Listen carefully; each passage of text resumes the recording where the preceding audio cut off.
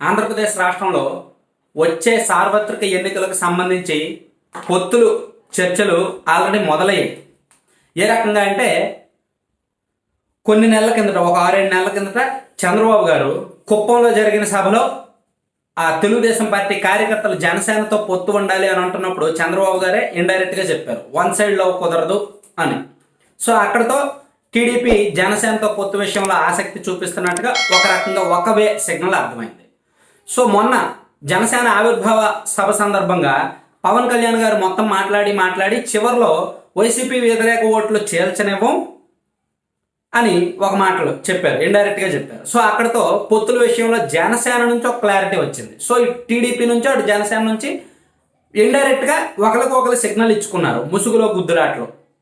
అక్కడ వరకు ఓకే. కానీ జనసేన పార్టీ బీజేపీతో పొత్తులో ఉంది కదా, బీజేపీతో పొత్తులో ఉన్న పార్టీ టీడీపీతో ఎలా పొత్తు పెట్టుకుంటుంది? వైసీపీ వ్యతిరేక ఓట్లు చేల్చినవ్వము అంటే బీజేపీ జనసేన పొత్తుంటే సరిపోద్దా? వైసీపీ వ్యతిరేక పక్షం, ప్రధాన పక్షం ఏది వైసీపీకి వ్యతిరేకంగా ఉన్నది? తెలుగుదేశం పార్టీ.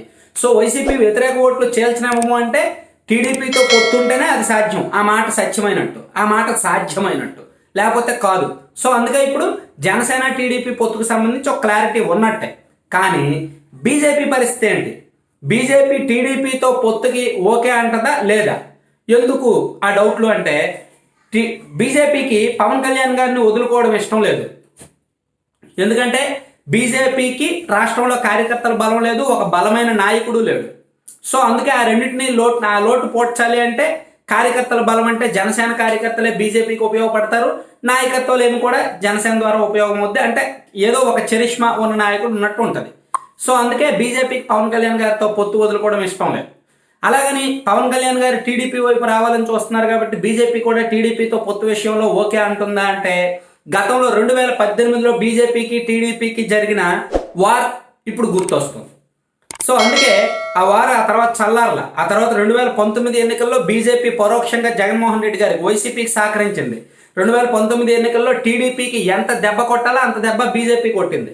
సో మళ్ళీ ఇప్పుడు ఆ తర్వాత కూడా సోమవీర్రాజు గారు కానీ, జీవీఎల్ నరసింహారావు గారు కానీ చాలా మంది అడపాదడప సందర్భం వచ్చిన ప్రతిసారి టీడీపీని తిడుతూనే ఉన్నారు. ఈవెన్ ఇప్పటికి కూడా రాష్ట్రంలో ఏం జరిగినా గత ప్రభుత్వాన్ని వైసీపీ ఎలా అంటదో బీజేపీ నాయకులు కొంతమంది, జీవీఎల్ గారు కానీ, సోమవీర్రాజు గారు, సునీల్ దియోదర్ గారు టీడీపీని ఇప్పటికీ విమర్శిస్తుంటారు. సో ఈ సందర్భంలో ఆంధ్రప్రదేశ్లో బీజేపీ టీడీపీ పొత్తు పెట్టుకుంటాయా? జనసేన టీడీపీ కలిపి ఉంటే బీజేపీ కూడా ఈ రెండు పార్టీలతో కలుస్తుందా అంటే స్టిల్ కన్ఫ్యూజన్లో ఉందన్నమాట.